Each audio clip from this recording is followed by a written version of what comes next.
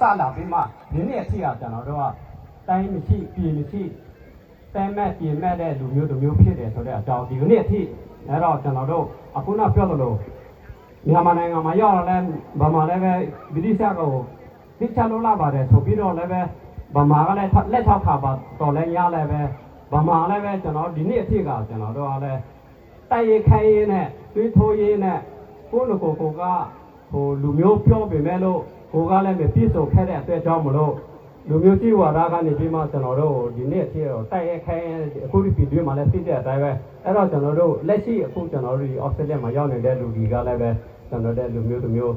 ကနေပြီးမှဆက်လာတယ်အဲ့တော့ကျွန်တော်တို့ဒီမှာရောက်ရှိလာပြီးတော့ဒီလူမျိုးကကျွန်တော် Australia ရောက်လာတော့လည်းပဲနောက်ထပ်တစ်ခါကျွန်တော်တို့2010ခုနှစ်မှာအဲ့ဒီဟို24ရက်4လပိုင်းမှာကျွန်တော်ဩစတြေးလျနိုင်ငံကအစိုးရကနေပြီးမှကျွန်တော်ကိုပြည်နေလူမျိုးပါဆိုပြီးတော့နောက်ထပ်ကျွန်တော်တို့ပြည်လွှားရင်းနဲ့ကျွန်တော်တို့ဒီမှာလာမီခိုရင်းနဲ့ထားပြီးမှကျွန်တော်လူမျိုးအခိုင်အမာနဲ့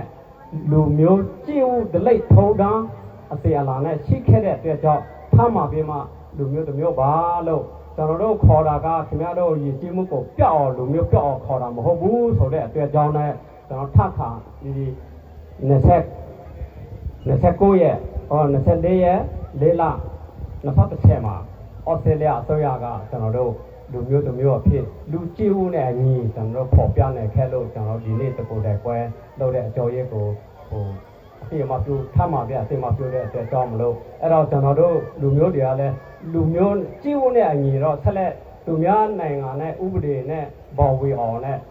ဆက်လက်ရှေ့သားနဲ့ရဲ့အတွက်အတူတကွပြဿနာတော်တရားမရှိဘဲနဲ့ကျွန်တော်ပြေးလွှားဆက်လက်ပြေးဖို့တော့လားမရှိတော့ဘူးဆက်လက်ပြေးဖို့ကတော့ဖျားချီမိခိချီတော့ပြသွားမှာပဲနောက်ဆုံးအနေနဲ့ပဲဟိုလိုအားပါလိမ့်မယ်ဆိုတဲ့အကြောင်းကိုနောက်ဆုံးဟိုနီကိုချိုရဲ့စကားပြောပေးပါရစေကျေးဇူးတင်ပါတယ်